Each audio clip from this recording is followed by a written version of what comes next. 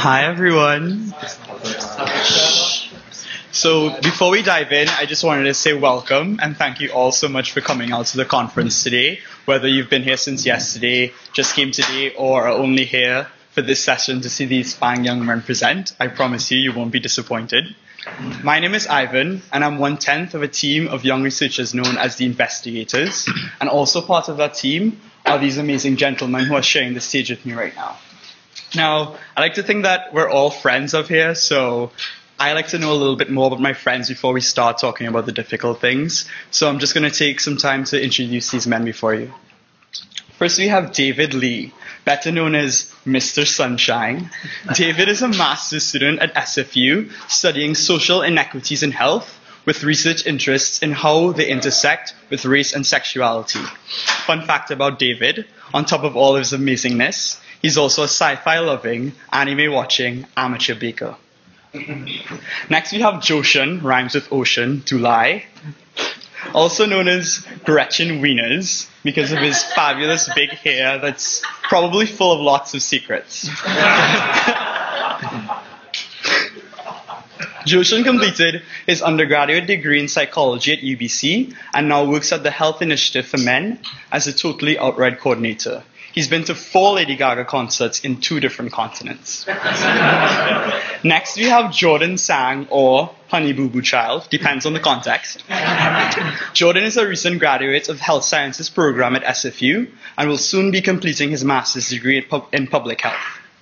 When not researching the social determinants of health, gender, or sexuality, you can find Jordan at home watching Judge Judy. Moving along, we have Joel Allen, although Mr. Tardy is also acceptable, coming 2 minutes before the presentation.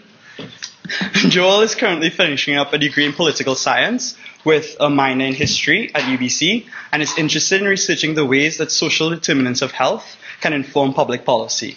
Not to be confused with just a hardcore academic, Joel enjoys biking, swimming, hiking, and the like. To his left, we have Leif Pagelen, who studied visual culture and design at OCAD University and is currently working on a degree in interactive technology and human geography at SFU. Leif's research interests lie in the intersections of culture, technology, health, and community development. Also a self-identified foodie, techie, and sci-fi fantasy nerd, if you were wondering. Next is our friendly neighborhood Keith Reynolds, codename @Slothra, who's graduated with a degree in civil engineering at UBC and is currently working also at the Health Initiative for Men as the online media coordinator. His interests lie in research in gay men's health and the workplace, and when not investigating, you can find Keith passive-aggressively tweeting on his personal Twitter account or playing board games. Last, but by no means least, we have Stefan, who is our newest investigator and who also goes by Mr. Gaycology. Stefan completed a psychology degree at the University of Fraser Valley. He also has a wide range of research interests, including implicit prejudice, social interrelationships among gay men, as well as the way in which solution-focused counseling therapy can better be adapted to gay men. Stefan believes that the sound of rain is one of the greatest pleasures in life, something that I would have to agree with as well. And not to forget myself, as I said earlier, I'm Ivan, and I study at UBC. I'm working on a degree in social work currently, where I get to work a lot with life course theory and pursue my research interests in things like wondering how the queer and trans experience in youth affects adult health in the broadest sense of that too. And when I'm not doing the whole gay conference summit thing, you can find me performing spoken word poetry at random coffee houses in Vancouver. Okay, so now that we're all familiar with each other and we know who the investigators are, you might be wondering, what do we do and what is an investigator other than just a catchy play on words? The Investigators program is actually an initiative by the Community-Based Research Center that seeks to build the capacities of young gay men in research. The training program aims to equip young gay men with the knowledge, skills, and resources to contribute to the development of gay leaders in the gay men's health field. And there's often this tendency in community-based research framework to have just an advisory group with representation from the community organizations. And what this approach tends to neglect is to build the community's capacities to actually do the research, to understand and critique the research that is happening in the field. And in contrast to that approach, this initiative offers the opportunity for young gay men to get involved and take a very key role in all steps of the research project, including questionnaire development, data management, and qualitative and quantitative analysis. Pretty amazing if you ask me. Just a bit of history. From April 2011 to March 2012, the investigators participated in the development of a national survey on gay men's health and the social determinants of gay men's health. They also developed branding, marketing plans for the survey and recruited over 8,000 participants in an online outreach survey. At the same time, they also learned about gay men's health and social sciences through a series of workshops, guest speakers, and attendance at various conferences. The investigators also learned the basics of data management and statistics through a statistics bootcamp, other workshops, and this was all under the guidance of experienced peer researchers in the field. Following this, the investigators got together and explored and analyzed the data they collected and presented their research with smashing success at the previously pictured 8th Gay Men's Health Summit that was held last November. And following the summit, they distilled all the information for publication report titled Under the Lens of the Investigators. That is available online if you're interested. And in that, you can find analysis of research topics such as gender nonconformity in the workplace, in which Jaden, an investigator alumnus, examined the relationship between men wearing nail polish and discrimination in the workplace. Andrew. A few of our continuing investigators also have their work in the report. Keith explored the generational differences in the gay male community. Jordan examined the relationships between health and relationships. Joshun's analysis of body image is also in there, as well as David's analysis of social support. And these are all worth a read if you're interested. Upon completion of their quantitative research journey, the investigators embarked on a new chapter with the addition of a few new investigators, like myself. And since March, we've been exploring the qualitative methodologies to better understand the rich narratives that affect gay men's health experiences. It has and continues to be a really rewarding experience to be part of this team of vibrant, critically thinking, dedicated researchers. Before getting involved in the Investigators program, I really had no outlet to pursue the inquiry that I really cared about. Sure, I could write a paper or two in my sociology class about gay men's health, but there's really no real alternative to this empowering program. So, in the sociology class, I've often been told that gay men should not be studying gay men. And that was a really invalidating experience because they say that it's easy to fall into the bias and the projecting of that discourse. But this journey and exploring the stories of gay men taught me how to challenge that notion and gave me the skills to carry out the research that I really cared about. Speaking of skills, before we got all down and dirty, we needed to learn a thing or two about how to do research. So staying true to the program's ideals of all the researchers being involved in the process, our initial boot camp was also tailored to our needs and our participation. Pictured here is our qualitative boot camp, where we learned and participated in the skills necessary to facilitate our focus groups. Here at the CBRC, we take a very hands-on approach to learning about research. So we actually participated in this focus group. And being just immersed in this experience, we understood the discourse and the discussions that we would soon be having with our participants. Other interesting methods that we also examined was the photo voice method, something that was very new to me. Armed with cameras, we took to the streets of Vancouver and took pictures of what it's like to be a young gay man in Vancouver. And we didn't know this at the time, but just this part of our qualitative bootcamp would soon inform the trajectory that we took with our research. Apart from the more hands-on learning approach, we also focus in our weekly meetings often on invited guests with their theoretical frameworks such as intersectionality, social determinants of health, minority stress, and life course, which are the theories that we really work with our research. We're able to have really in-depth conversations with experts in the field, and I know for me that was definitely an experience that was a highlight of all of this.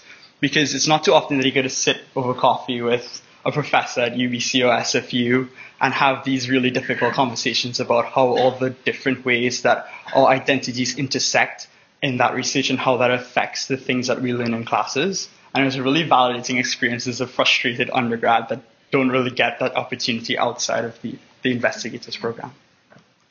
So after exploring the various methodologies available to us, we sort of pursued a number of qualitative research projects that my fellow investigators here are very, very excited to present to you. So without further ado, I'd like to hand it over to David, who will take you on the next step of our journey. Thank you.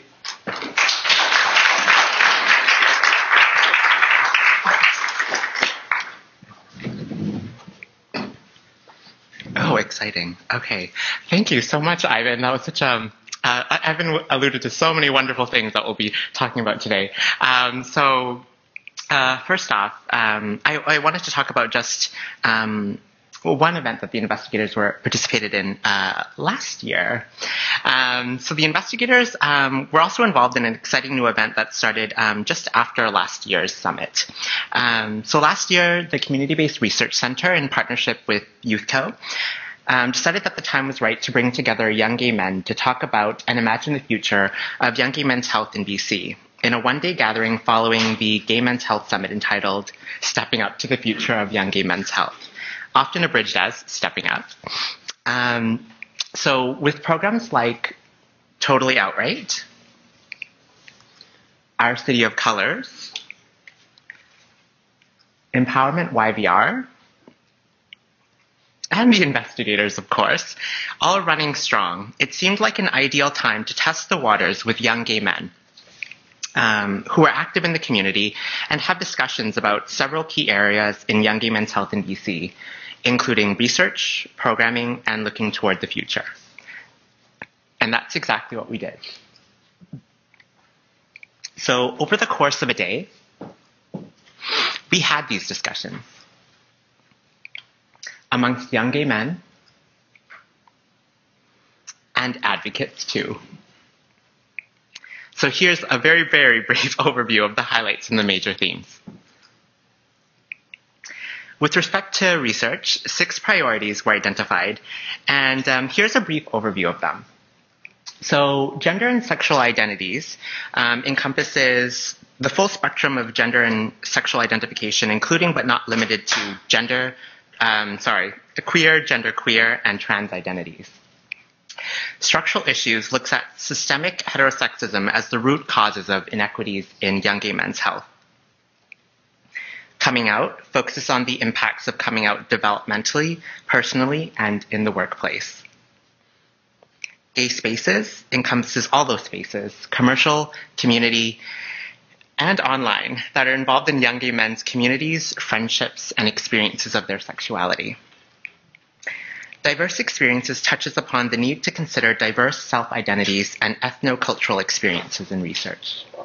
And relationships, including expanding our understanding of relationships to include friends, peers, partners, role models, allies, and all the diversity and complexity of relationships in our lives. Additionally, there were open discussions on the challenges and barriers to engaging young gay men in community programs with representatives from Our City of Colors, Empowerment YVR, and Totally Outright. The day ended with an envisioning exercise. So we were asked to envision the future of young gay men's health in BC. And through a beautiful and collective brainstorming involving Post-it notes on the glass walls of the Blue Horizon, which many of us are familiar with, 5 priorities for the future were identified. Here is a very brief overview of them. Building coalitions and solidarity. Let's network with each other, with youth specialists in education and law, and businesses to promote young gay men's health. Engage activism. Let's revive community activism. Let's learn about policy and policy making, and let's advocate for our health. Promoting diversity by addressing stigma. Let's address the stigma related to the diverse lived experiences of young gay men, encompassing homophobia, race, ethnicity, ability, appearance, education, gender, and so much more. Building support for healthy relationships. Let's support all of the relationships in our lives. The relationships we have with ourselves, our loved ones, our families, our allies, and our communities. And lastly, bridging the knowledge gap.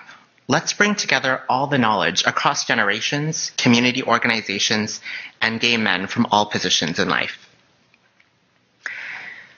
All of this was made possible by the enthusiasm and involvement of over 40 people serving roles as note-takers, facilitators, presenters, program representatives, writers, designers, photographers, and most importantly, the participants.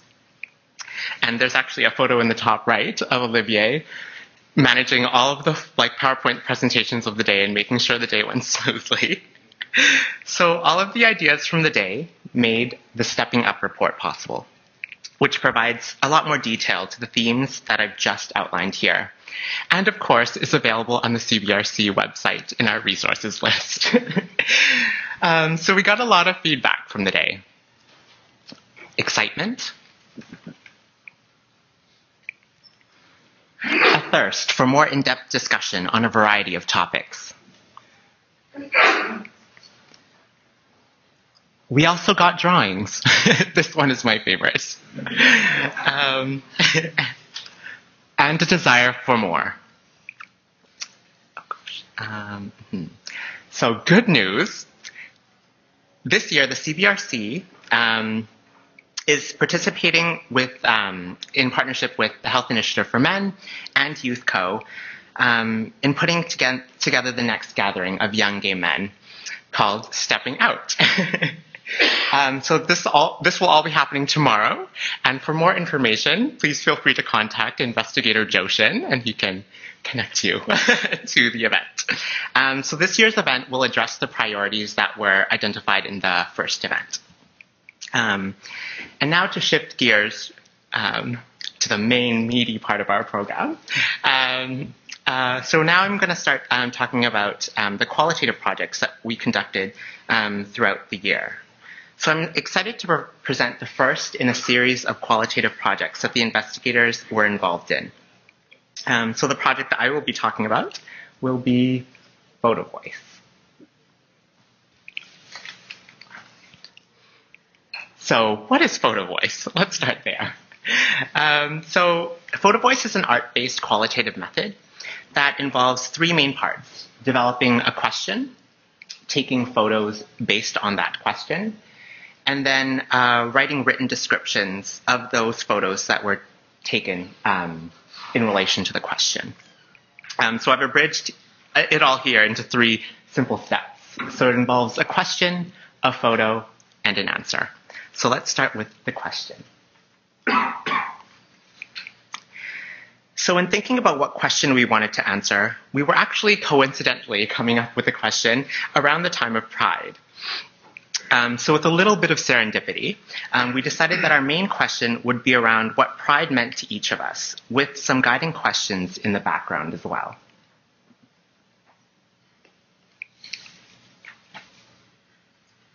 The second step, our photos. So we went out during Pride, cameras and phone cameras ready, and took snapshots of our prides. And here are a few of the photos.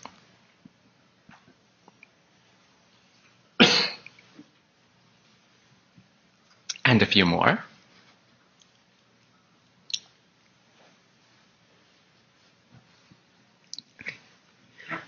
So the third step, was the answer. So we each wrote about how each photo that we had taken during Pride related to our original question. And as you can see here, there was a lot we had to say about Pride. We talked about technology and social media, struggle and acceptance, celebration and excitement. I'll give you a few minutes or just a little bit of time to read through them.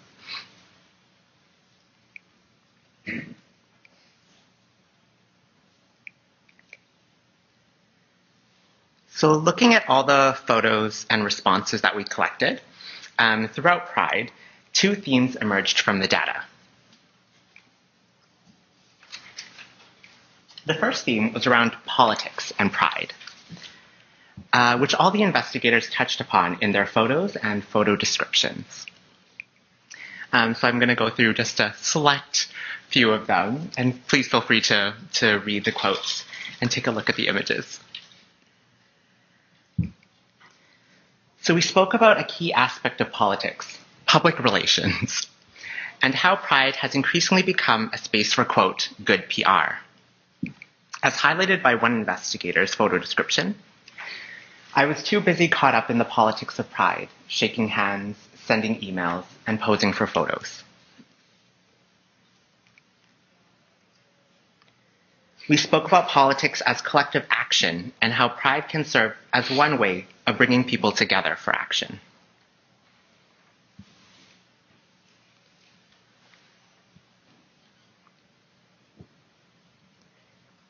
We spoke about a history of political activism and what it could and should mean today.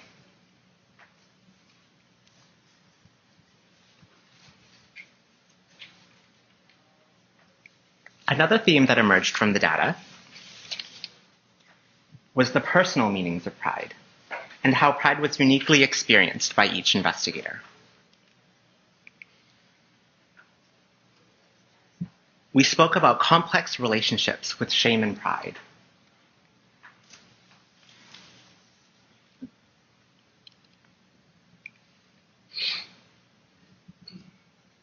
We talked about the histories of our friendships.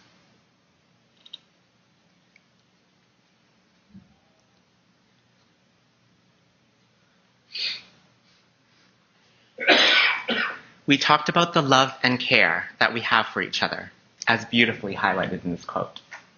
So this last picture represents what Pride means to me the most, spending time with the people you love. This is an image of me and my best friend who over the years was unable to spend Pride with me due to him working. This was our first Pride together, and because he was able to celebrate with me, I would dare to say he made my Pride experience the best yet.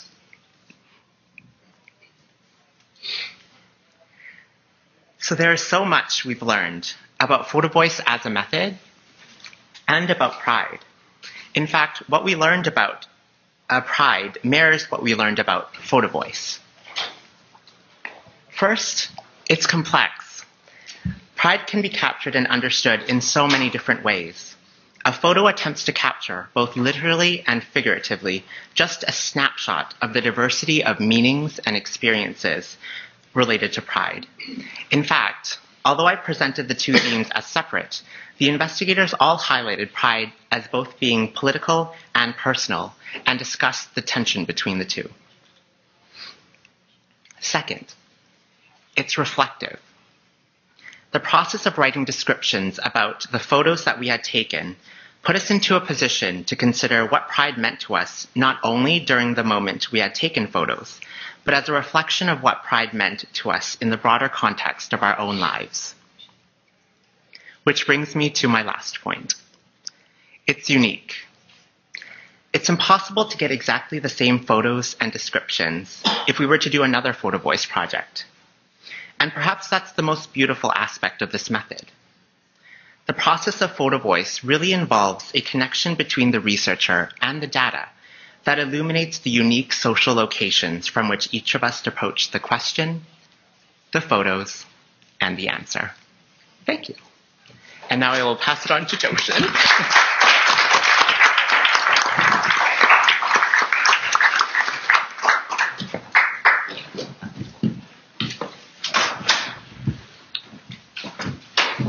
Hi everyone, my name is JOSHUN, so I'll be talking about body mapping. And these are two images of some body maps that the investigators had completed. So this is the outline for my presentation. So I'll be introducing to you what a body map is, going over the history of it and how we adapted it for our use at the investigators. I'm going to go over why we chose to do it, the whole process of making a body map, and then going over the research question that we had, which is what shapes our lives, and talking about some of our experiences in making the body map. And then I'll go over a summary at the end in my conclusion. So for my introduction, what is a body map?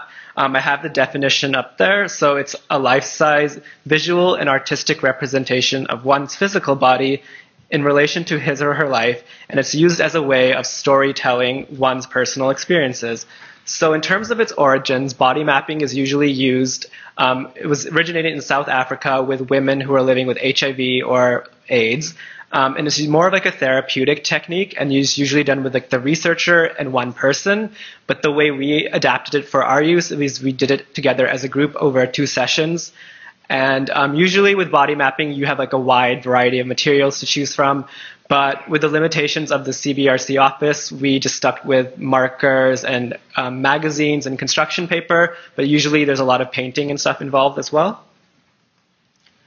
So why did we choose to use this technique? So in the qualitative bootcamp that Ivan had talked about, we learned about focus groups and interviews and photo voice and observational methods of qualitative research. But body mapping was something that we just discovered recently, and we thought, oh, this might be something fun. It's creative. It's something that no one really knows about. So that's one reason. It's like an alternative method to qualitative research.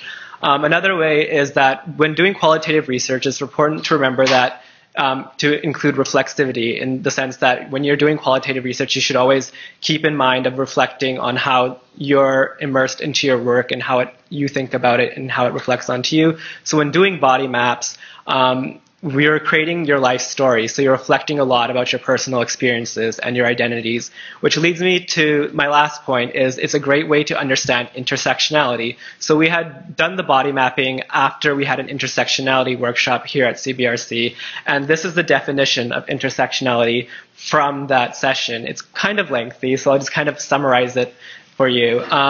Intersectionality is basically the idea that when we're looking at research, we should always keep in mind the different identities that people hold. Instead of studying like one aspect of a person, like their sexual orientation, we should always consider like their race, their social standing, their ability, and all these other things, and how these different identities shape their life experiences. So I'm going to talk about the process now. So when creating a body map, the first thing you got to do is kind of think of how you want to position your body onto the paper. So a lot of us just decide to like lie down and have someone trace over it, but you can make any kind of shape, like maybe going like this and kind of shaping like what represents yourself. The next step is making your map. So first you choose a color or a marker that represents you. You trace over your shape on the map with that color. And a lot of the investigators chose colors mostly for like aesthetic reasons, like, oh, I really like purple, so I'm going to choose purple. But there was a lot of other meanings to it as well. Some investigators chose colors based on their mood at the time or just personality characteristics.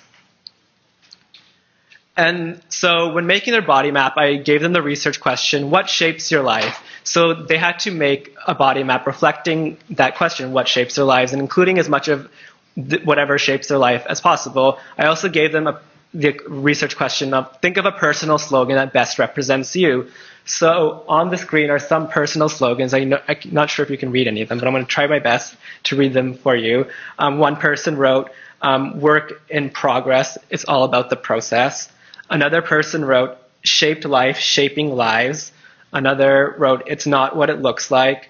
And another one that I put up there is, life is never fair. We're here to make it fair, and that's why we exist. And these are just a few of them. More slogans were on the body maps than these ones. So what shapes our lives? So there were lots of different things that came out in our body maps, but I think the one thing that almost all of us talked about was the different identities that we have. So a lot of us talked about our sexual orientation, our ethnocultural backgrounds, and gender. So I chose these images to kind of represent the different aspects of that. And again, a lot of people talked about them in relationship to each other, not just as isolation. So like, for example, the picture at the bottom, someone talked about experiencing discrimination within both the gay community and the culture that they're from, as represented by like a person of color throwing a stone at them with the word fag written upon it. Another thing that we talked about is our relationships with other people. So we talked about our relationships with our friends, our family, our romantic relationships, as well as community members, as represented with the image on the left with someone holding the hand of a community person. And the other image is a sign in ASL meaning friendship. A lot of us talked about sex and men, not surprising. That's a great deal of our lives revolve around that. So here are some images depicting that. Another interesting thing that a lot of us talked about was our actual physical bodies on the body map and the stories associated with them. So here are some images that people talked about was like talking about a scar on one's hand and talking about the story behind it, or like the time that someone broke their leg and they reflected it on their body map. And again, moods and emotions were important. So we talked about some of our personality characters, the way we were feeling at the time when creating our body maps. Another interesting thing that came up from our body maps was how we view the world and how the world views us. So a lot of us are like interested in academic things, so we talked about that on our body maps. We talked about psychology, sociology, feminism, critical thinking. Those were all important to us. So we would try to incorporate that onto our body maps, as well as the different ways that society places things on us. So like someone talked about like, you know, social norms and like trying to fit in. And this is some images that represent that. And of course, we talked about some of our personal interests like music, movies, television, technology, as seen with like that phone with all the apps. You might see Grindr and stuff there. Someone talked about reading, so lots of different things. Even though a lot of us talked about our positive experiences, some of us were a bit more personal and talked about the negative experiences, such as suicide and discrimination and bullying and other aspects that were not so easy to talk about in front of your peers, but we opened up anyways. So overall, how did the investigators enjoy the experience of body mapping? So one of the things that came out is the idea of it being really artsy. So some of us really liked it because we got to express our artistic side, but other people said, it's not my thing. I don't like doing art, so I didn't enjoy it that much. That's fine. But I just want to stress that when you do body mapping, it's not about the artistic thing. It's just representing your story onto a physical thing. A lot of us enjoyed the process of making our body maps because, again, we got to reflect back on our lives and our identities and express that on a piece of paper. But when it came time to presenting that in front of the group, it was very hard to do so because it made us feel uncomfortable revealing a little bit about ourselves to people that we see every week. So the idea of self-censorship came up a lot. A lot of people said, I didn't know what to include in my body map because I didn't know if I wanted to reveal that aspect about myself. So these are the things that came up when doing discussions about our body maps that we had created. So in conclusion, these are the rest of the finished body maps that we all had made. So like again, we decided to do this technique because it's a great way of thinking about reflexivity and intersectionality in a different qualitative context. We talked about lots of different things that are important to us, like our identity, our experiences, our relationships with other people, our interests, and our physical bodies, as well as our emotional states. And overall, some of us enjoyed the experience, some of us didn't because it felt too artsy. But we seemed to enjoy the process. It was just hard presenting that in front of everyone, as it can be quite personal. It's hard to figure out what to include about yourself and self-censor. But yeah, that's my short little presentation on body mapping. I'm going to pass it to Jordan, who will talk about interviews.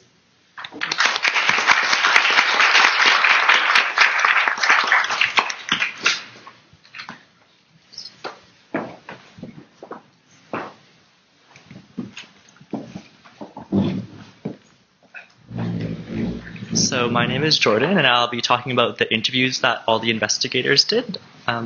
We did the interviews this past July, and it was the biggest project for the investigators, so there'll be 3 speakers on this project today. This is the outline of my interview, or of the presentation. So I'll be talking about the interview methods, the questions that we asked in the interviews, and the analysis. I'll also go over the research priorities that were identified in the interviews, and then Joel will be talking about the methodology and who was studied. He'll also be talking about recruitment, and then Leaf will close things off with the theoretical lens of the interviews. So for the methods of our interviews, we wanted to gain better insight into what the community leaders wanted to study. We wanted to know this for Sex Now 2014, so that's why we had a strong desire to do interviews. We hosted 14 participants in 1-hour interviews, and these included community leaders, researchers, and public healthcare providers, and each participant had various roles in the queer and gay community in BC. We asked each participant a set list of questions. We tried to make the questions fun and light to have the participants enjoy their experience as well. So the first question that we asked them was, they were awarded an enormous grant of money and what they would choose to study. Later on, we told them that they had won the Nobel Peace Prize for Gay Men's Health, and we asked how their study related to life course.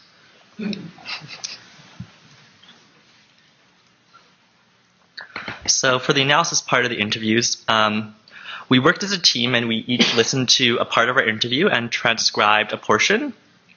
Some people had as many interviews as 4, some only did 1, so it was different for every person. We coded our data next and identified patterns based on the questions that we asked and the answers that we got through the interviews. Overall, the experience taught us how to conduct interviews we could use for research careers, for schooling, and the experience was fun, interesting, and enlightening.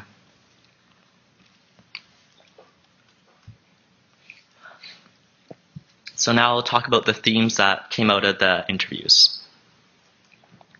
The first research priority that was identified by some of the participants that we asked or we interviewed were, the first one's biomedical versus social. Some participants found that the biomedical method was too narrow a focus and treated symptoms instead of promoting health. The focus was too short-termed and they wanted more of a social approach. Some other participants thought that the biomedical focus wasn't the only solution, and they wanted to look at intersectionality, syndemics as new emerging theories to studies.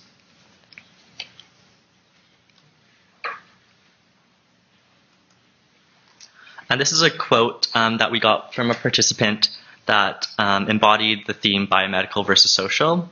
The main focus of this quote is that the participant found that the biomedical lens took it out of the community hands and put it into scientists' hands, and scientists don't necessarily understand or even know the experience of trans or queer people.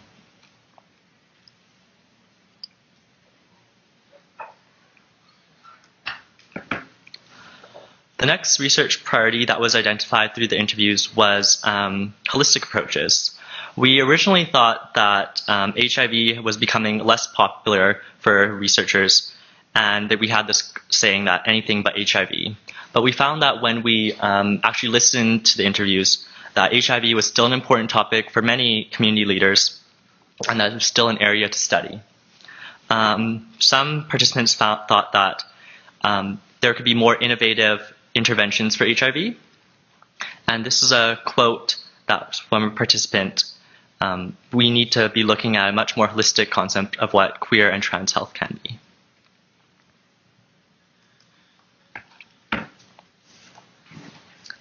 Within the holistic approach, we also came up with the idea through our data from the interviews of beyond illness and towards health. It brought up the ideas of resilience, social supports, and community. Some participants wanted to focus more on studying healthcare systems and the health communications. The next thing that came out was beyond disease, and some participants wanted to pay more attention to structural issues of discrimination, including looking at the social determinants of health.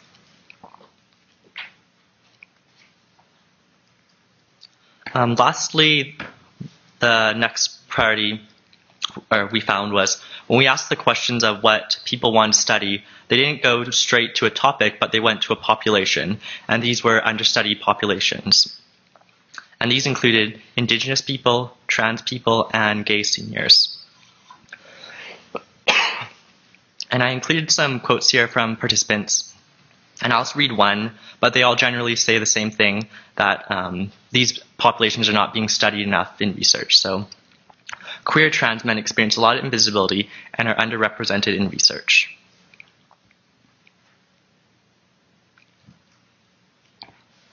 Within the research priority of understudied populations, some participants also came up with the idea of structural barriers of why these populations are being understudied. And these include Indigenous people, people who have disabilities, and people who are deaf. These are all quotes from our interviews, and this quote highlights this theme quite well. The impacts of colonization in residential schools. Our elders feel that homosexuality and the queer community is a sin, imposed belief upon our communities. And now I will pass things on to Joel.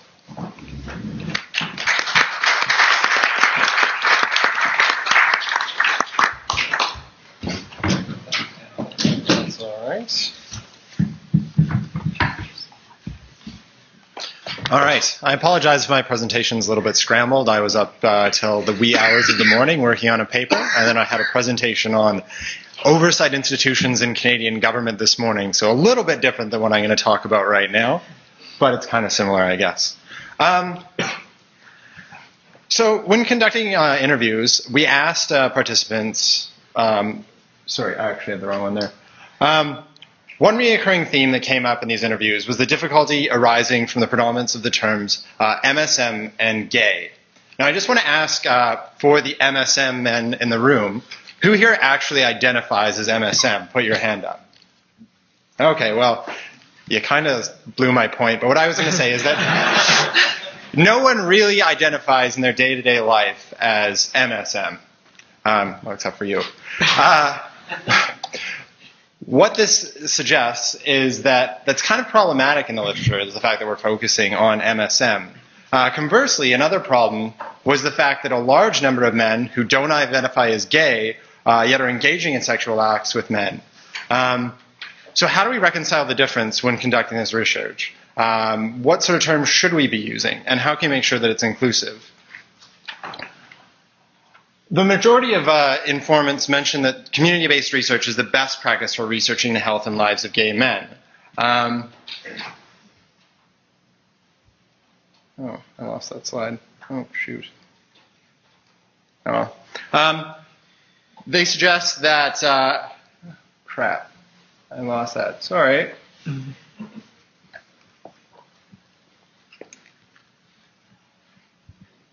Well, go on. Yeah, there we go. Well, the majority of gay men's research in BC relies on cross-sectional surveys. Informants suggested an array of other research methods. Is this just going forward every time I click it? You're going back. Right. It's pressing the wrong button. There we go.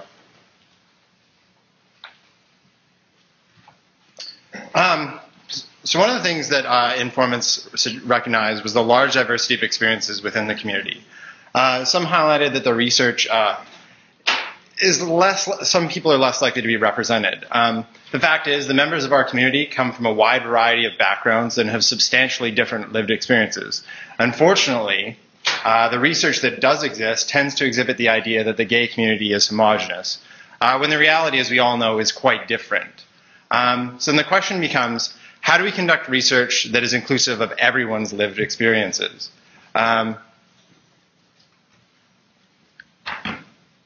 Whatever. So we asked for suggestions about the best methodologies for studying gay men. What we found is that there is a serious disconnect between the main type of research being done, which is cross-sectional surveys, and what we should be doing. What this suggests is that we need to employ a wide variety of methodologies. One thing that informants suggested is that we need to conduct more qualitative research, which is the type of research that we did, as it provides a deeper context about gay men's health. If we begin to use this wide variety of research methodologies, the results that come out are going to be more diverse and they will speak to each other. This will give us a better understanding. What that means is that further research that is done is going to be better because it's going to be based on a broader understanding of gay men's health. When conducting qualitative research, one of the things that we found was the importance of posing serious questions lightly in order to make the process fun for participants. In participating in research, if participants see it as a chore or it's stigmatizing, they're going to be less inclined to participate in the future, which is going to be a problem for research down the road. We also found that many informants mentioned the importance of community-based research. Research on gay men should be done with the insight of members of the gay community, going against what Ivan's sociology professor said. A common reoccurring theme that we identified as well was the ethical challenges posed by this type of research. In particular, the sorts of stigmatization that can occur when the results are published. For example, the media can often jump on the idea that gay men just simply aren't getting the message about safer sex, when in reality, we need to consider a wide variety of other factors that are at play. One of the other concerns that was raised was the predominance of research focusing on white, cisgendered, able-bodied Vancouver residents. Now, there's a quote. I'm not going to try and... Yes, there we go. It says, "It would be great to have studies that aren't all white." As the quote up there makes clear, we need to conduct research that isn't focused primarily on white men. It's just not inclusive, as we all know. Instead, we need to get the experiences of men that aren't part of that group, those understudied populations. In identifying how we can do that, participants in the interview suggested that we use the following strategies. Champions and people with social ties, offering honorariums, recruitment at large events such as Pride, recruitment through beyond sexualized environments such as through community groups, online marketing, and snowball sampling. But the most important one is to make it fun. Now, for myself, I know, having participated in a large number of the studies that are going on in Vancouver on gay men, one of the things that really drives me, beyond my altruistic desire to help the gay community, is the honorariums. And we found that ourselves when we were recruiting people for our focus groups. We had a real challenge, despite going throughout our social networks, until we started offering money. Once we offered money, people were really inclined to participate. So now I'm going to turn things over to Leaf. Hopefully he'll have more success with the PowerPoint side of the presentation than I did.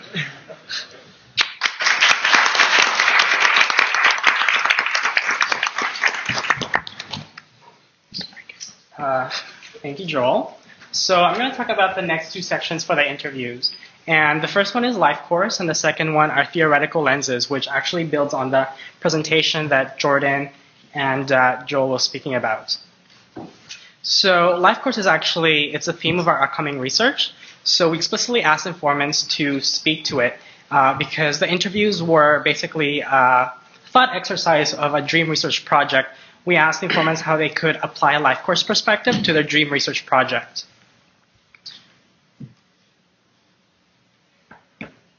So what is life course? It's an approach that looks at the long-term health effects from biological, behavioral, social, psychological events during different life stages, and how these effects may operate independently, cumulatively, and interactively. And what we're seeing is that people are already starting to think about the life course model, and I want to give you some examples from the data. So here's a quote. People who are affected most in adolescent and early life, we're not catching them in retroactive studies because they may have left the gay community or worse died. And another one, because we're looking at the fundamentals about how men learn, think, process, setting up the foundation in the early part of their life greatly affects them at different stages in their life. And then lastly, somebody recommended looking at the generational processes, such as when someone comes out, when and where they enter the healthcare model. So why is this important? It's because it emphasizes when. The emphasis is when bring our focus to the timing of exposure of health risk factors and how these health risks may accumulate over time. And using this perspective, we can ask what adverse health outcomes can we potentially mitigate or prevent using timely health interventions.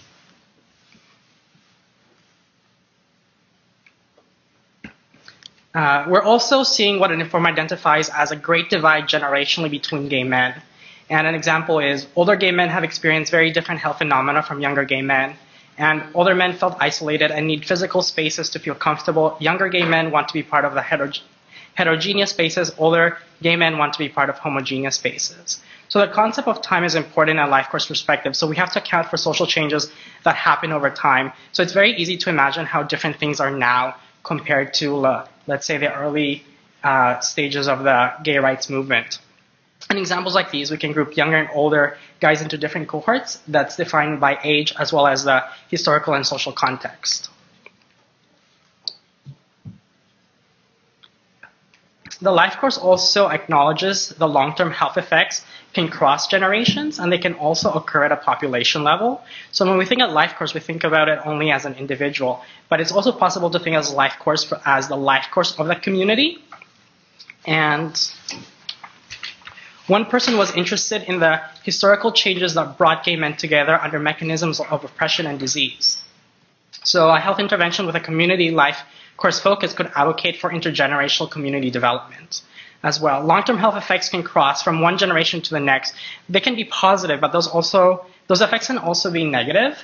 And another informant wanted to investigate the intergenerational effects of residential schools and colonization, including alcohol and substance use at the intersections of queerness and indigeneity.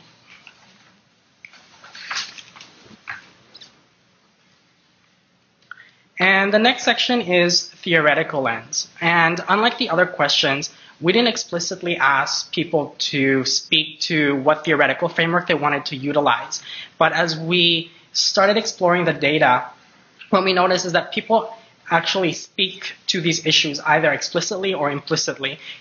In some cases, people explicitly mention intersectionality methods. They mention syndemics as well as social determinants. In other cases, when people are referring to just examples, we can actually see how they're speaking to these issues without necessarily using keywords. But again, I want to ground that in the data. So the first thing we want to look at is the syndemics theoretical models. And a syndemic, and this is defined by Meryl Singer, is a concentration and harmful interaction between two or more diseases or other health conditions in a population. And in this case, we're talking about HIV as one of them. And our data is saying that we cannot look at just HIV in isolation when we're talking about community health. So during the interviews, it was interesting to note how initially a lot of the healthcare professionals were talking about, oh, we should, talk about more than just HIV, or, let's explore something else than HIV. But as the interviews continued to progress, it was interesting that people would always come back to the topic of HIV. And, I think that's related to just the historical roots of the queer movement. And I just want to give you some quotes again. One of them is, oops.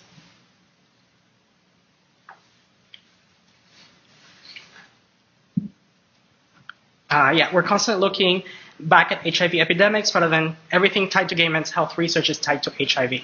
So in that example is like we're trying to talk about other issues that might be affecting us, but we always come back to the issue of HIV. As well, it's oversimplified to look at one health outcome, HIV, and decide if that makes someone healthier.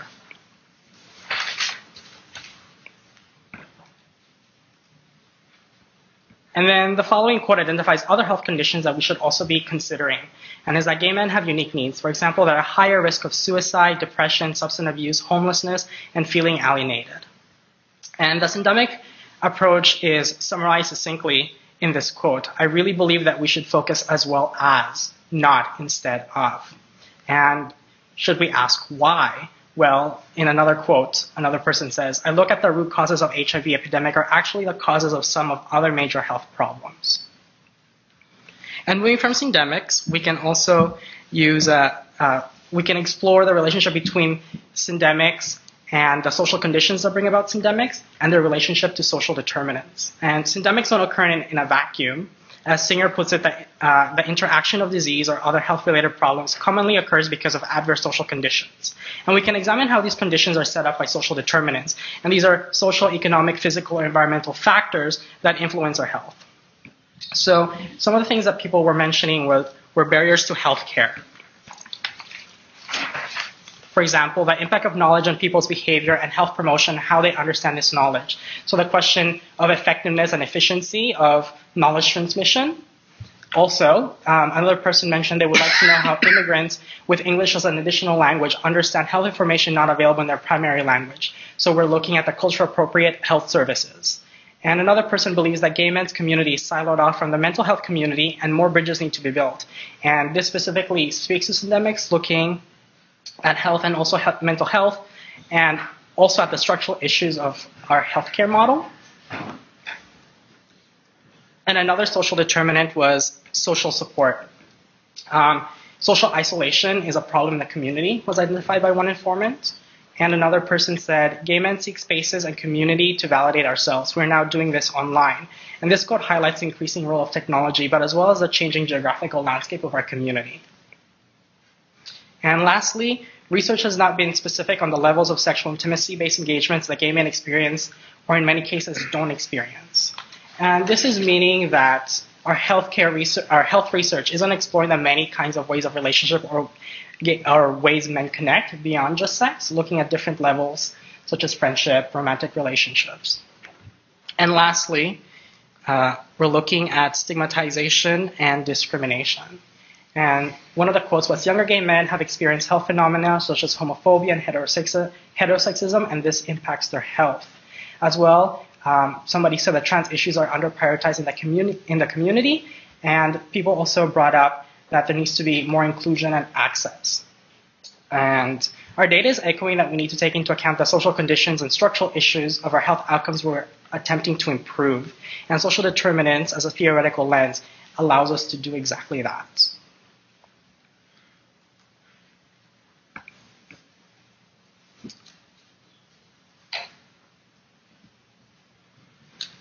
And the third theoretical lens we're looking at is intersectionality.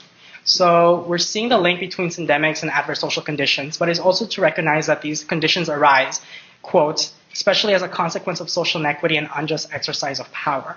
So we need to understand social inequity in relation to systems of oppression, and that's where exactly where intersectionality comes to the fore. And the definition of intersectionality in relationship to health, quoting Olena Hankivsky, is basically that health inequalities are never the result of singular, distinct explanatory factors, but the outcome of intersections of different social locations, power relationships, and experience. In plain language, we're looking at the relationship between race, ethnicity, gender, class, sexuality, and ability, among other factors. And these are categories of social difference and identity in the context of, for example, racism, sexism, transphobia, homophobia, and ableism. And these are intersecting systems of power. And what we're finding in the data, this is a really powerful quote.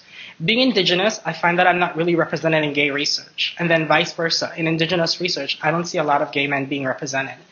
An intersectional approach captures the indigeneity and sexuality not as discrete or additive categories, but how they interact to basically shape social identity. And the same informant said that public health services are not accessible or are very limited for queer indigenous people at public health facilities aimed at serving the indigenous community. So this particular example raises questions about homophobia in the indigenous community, but then we should also ask about racism in the gay and queer community. And here's a quote. Why is there a need for gay Sikh men to surround himself with other gay Sikh men? Because when we go to the mainstream gay groups, we feel alienated. So this example highlights the intersection between ethnicity, religion, and sexuality in relation to social support as a social determinant of health. And these examples together show how intersectionality is relevant at an institutional but also at interpersonal levels. Another participant links the relationship between disability and queerness. The queer community, it's becoming more and more accessible, but there's no funding for ASL interpreters to talk about HIV workshops. And this is referencing to the need to make health services and community programs more accessible to everyone, and that we provide accommodation to all members of our community, whether it's providing translators or removing physical barriers for people with different mobility needs. And to sum up the section on intersectionality, there are two quotes that I really love. The term gay men or gay men's health, or MSN, implies that there is a singleness rather than a constellation of ways of living and being a guy. And to further quote from Hankivsky, no one category of social identity is necessarily more important than any other.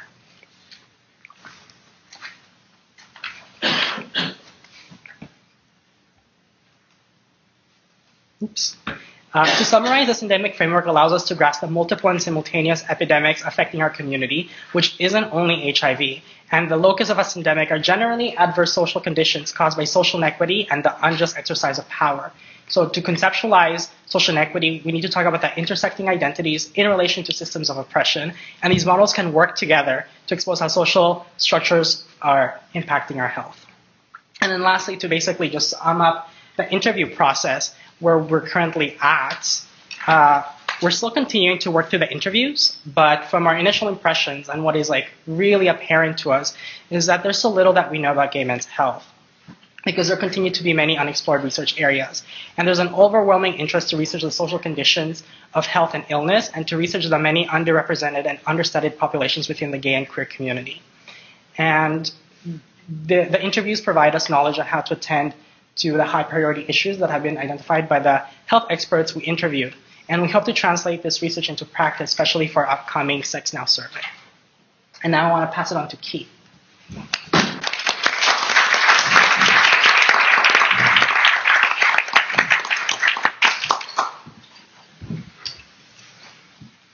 Thanks, Leaf. I probably couldn't have said that myself.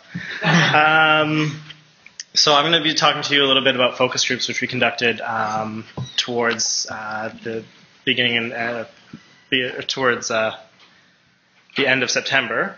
We really wanted to get at these sort of three general themes, which is how do young gay men see themselves, what challenges and resiliences do they have, and what are their favorite parts of the gay and or queer community.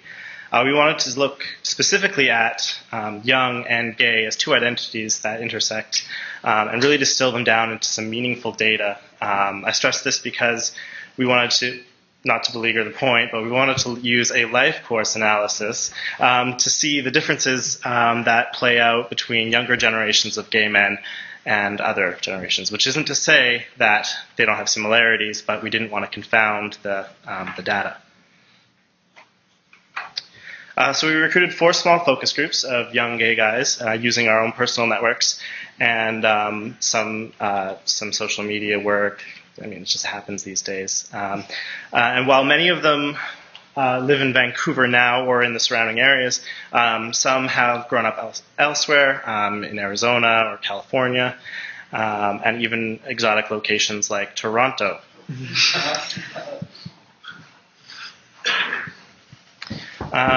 So the questions that we asked were trying to be as explicit as possible about getting at the experiences of young and gay, but we found that we didn't necessarily need to because they just spoke from that perspective anyway.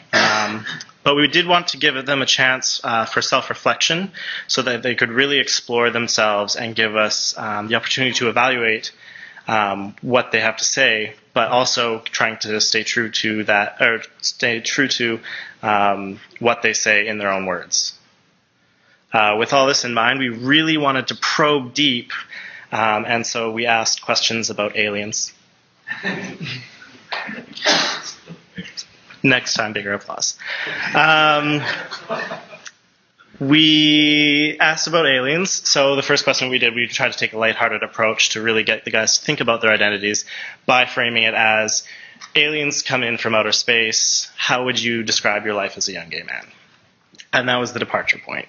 Then we also asked about the differences between how they see themselves and how they might see themselves, or how they would be if they were straight.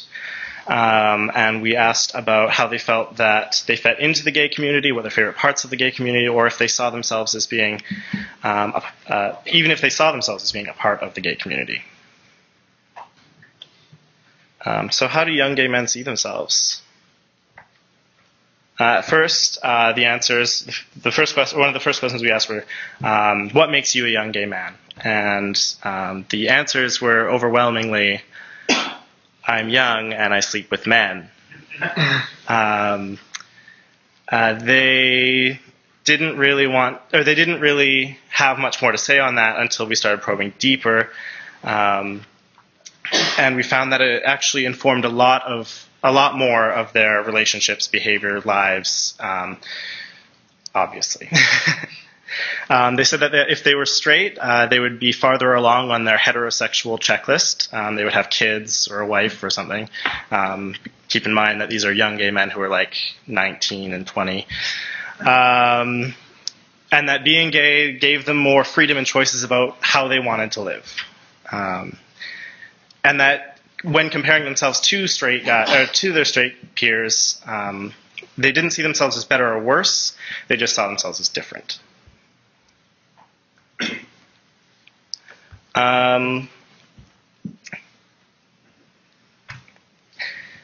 With that in mind, how do young gay men see themselves in their own words? I found that they were very self-aware.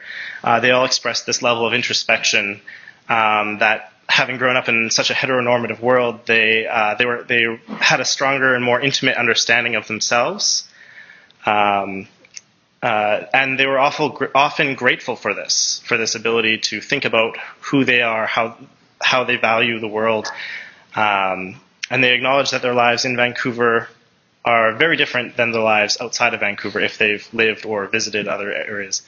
That in Vancouver they felt very safe compared to if they were even in the suburbs, where they wouldn't feel quite as safe either being or expressing their homosexuality, or in ways like holding their partner's hands or throwing a big puff of glitter in the air. They were altruistic, and I think that this speaks to that they often had to be sort of open books to people and answer questions growing up.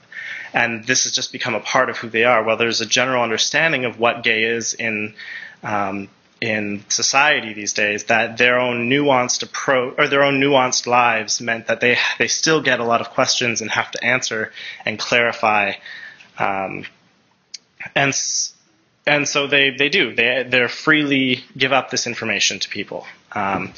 And they talk amongst themselves, they share and arguably overshare. They're empathetic, so they often all were able to identify key moments in their lives that they all shared with each other. And that it was hard to talk about certain things, and yet it was also very easy to relate to those topics coming out, being closeted, and their lives as out gay men and having to constantly come out to new people. They are very ambitious. They are very driven, and they express that they always felt like they had something to prove. So even if somebody says to you, no, you can't do that because you're gay, they said, no, I got this. And that speaks to this rejection or rebellion against assumptions that people make about young gay men, that they're damaged, broken, depressed, inferior, and they try to rise above. And it even goes so far as for some of them to not just go ahead with the mainstream gay community, and they reject that. They think, well, I'm not really part of that community. That's not who I am. They identify that gay is just a part of them. It's one aspect of their unique snowflake of a life. And I think the last and most overwhelming thing that I found in the focus groups was that they were all very grateful. They all acknowledged that living in Vancouver, they have this wealth of experience that other generations have put out there. They have services directed to them from previous generations. They have a general level of acceptance because of all the protests and the marching and the rights that older generations have afforded them. And they all were really grateful for this ability to live their lives as out, open gay men. I think that's me. So I'll pass it over to Stefan, who will take you home.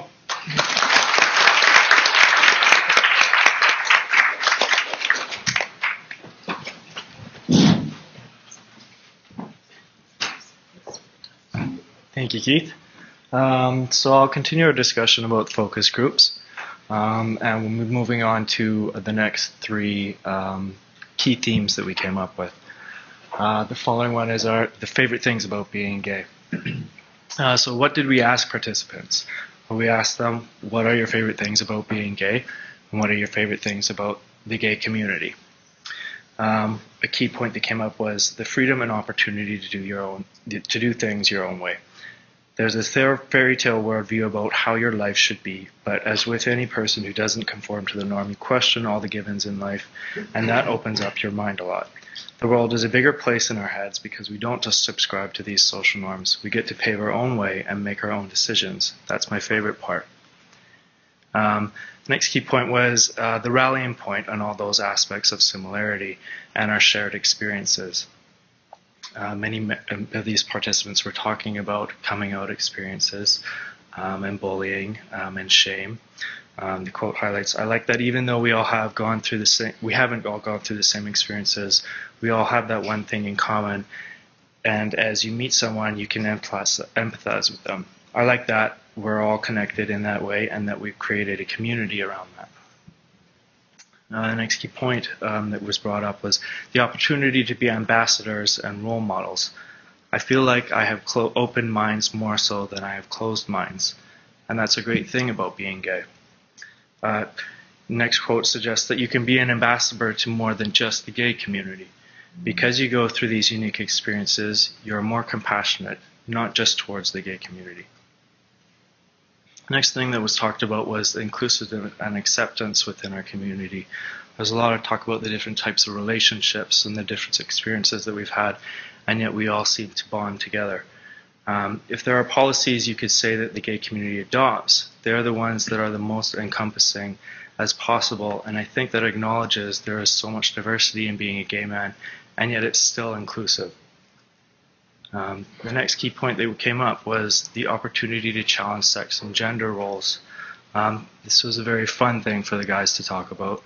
I can act as feminine or masculine as I want, and no one will judge me, as I can essentially do or say whatever I want and not have to feel anyone looking at me in a negative way, and that's kind of awesome. With lots of joking about wearing heels or taking out the trash or wearing makeup just because you wanted to. Next key point that came up was our support of one another and our resourcefulness. There's a lot of talk about all the different resources that Vancouver has to offer. Places like community, like Health Initiative for Men, and like the Community-Based Research Center. Our resourcefulness, that gay mafia we talked about, we support each other and we have those resources available to us. Another favorite thing that came up was the celebratory nature of our community. After experiencing many feelings of shame and guilt, it was nice for the guys to talk about, after coming out, the experiences of celebration that happened.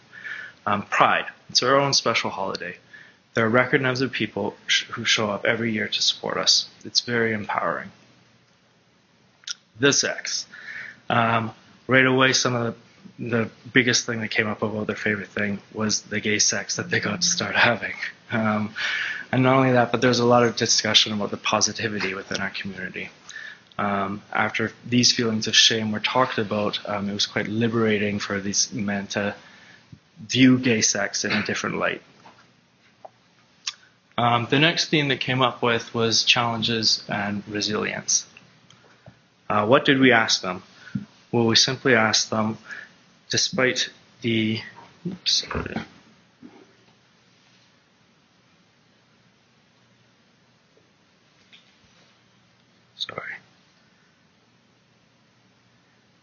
We asked them, do you think the good things about being gay make up for the challenges of being gay? Some participants suggested life's challenges are not unique to young gay men.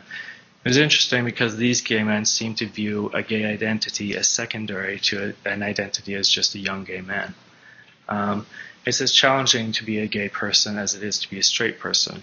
We just have different challenges. There are also things straight people can't have that we have. However, when challenges were talked about, they were viewed as being context dependent. The advantages and disadvantages outweigh each other in a geographically dependent way. It really depends on where your communities are. For some participants, however, the challenges they faced came more easily to mind. Keeping up appearances and staying that ambassador is a lot of work. My dad told me, being in the workplace will be harder. It feels like you're being told, sorry, the culture is full right now. We're not accepting anybody else. What I find with Vancouver, one of the things I really, really lack and struggle with not having is the sense of guidance and community from my elders. And there's the risk of being gay bashed. Some suggested our challenges are our friends and family's challenges. It's an emotional burden on my family. However, one guy highlighted his dad telling him, it doesn't matter if you come home with a boy, a girl, a dog, a duck, a skateboard, or a broom. Do what you love and makes you happy. We will always love you. Then there was a lot of talk about how gay men view different challenges we face regarding living within a heteronormative society, and how it can be difficult to be living when these social norms of heteronormativity are placed upon you. Dating in any interaction, I feel like I can't go up to a guy in a coffee shop and ask for a phone number. And then we talked about with participants how they learn to deal with these challenges. I think the hardest part was coming out to myself. It's an internalized shame. I learned to deal with that internalized shame and question why I have that internalized shame. It's about finding strength from within, by getting involved with gay men's health and the gay community. I wrote poems and shit. In acknowledging some of our unique challenges, participants often seem to use the word "bi," which speaks to our resilience. Some of the challenges are good things. There's stigma, but there's also open-mindedness. I think that it's a disadvantage that we have to use apps and technology in order to communicate and get a hold of the community. But that's just us being resourceful again. Overall, resilience was a key component of many discussions regarding challenges. The key, an important quote to highlight, and one of my favorites was, "It has allowed me to see things in a more creative light. I think that it's given me an opportunity to be a more active participant in my life, in being my own advocate." Then we decided to end the focus groups on a more fun and friendly note, and we asked them some slogans for Vancouver's gay community. The question, what did we ask them, was, finally, imagine you're a publicist for Vancouver's gay community. What would be our slogan? And it was difficult for them to come up with a slogan considering all the different facets of Vancouver's gay community. It's hard because there are a lot of elements that you've got to include, and then there's things that you should highlight. Overall, the participants felt the need for the slogans to be inclusive as possible. I think that here the majority of things that happen around the gay community include allies, and that would be something I would highlight. That it's an ally's place too. Slogans reflected and mixed both positive and negative emotions. Don't come here. Come here for the mountains, not for the boys. And it's raining men. And Vancouver gays, from the place that brought you yoga pants. As you can see, with this question, participants had a fun involvement with it and had a wonderful sense of humor. So, in conclusion, preliminary conclusions and future objectives for our focus groups. Preliminary data suggests there is no one archetype to describe a young gay man. Participants came from all walks of life and had wonderful stories to share. Participant feedback highlighted how positive the research experience was, and this was incredibly important to us. We wanted to get participants to understand that research can be a positive experience and they can get excited for it. Likewise, for the investigators ourselves, we felt humbled and honored to be present and to be shared in these stories. And I think that we really took as much from it as they did. Future objectives include an in-depth analysis of the data and the possibility of conducting further sessions. And I'll give it away to Keith to wrap us up. Thank you.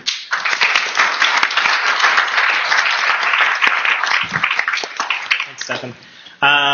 So before we get into any possibility for questions, I just want to take a moment to acknowledge everybody on this wonderful list, but also Olivier, Terry, and Rick, who without you guys, we wouldn't have the investigators. So Thank you for all your hard work and for putting up with us and feeding us. A special thanks goes to David, who put together the PowerPoint presentation, which was amazing. And also to the community donors who make the investigators possible. And all the members, participants, and BC Gaming and Shooting Stars Foundation. Would anybody like to take this time to ask us some questions?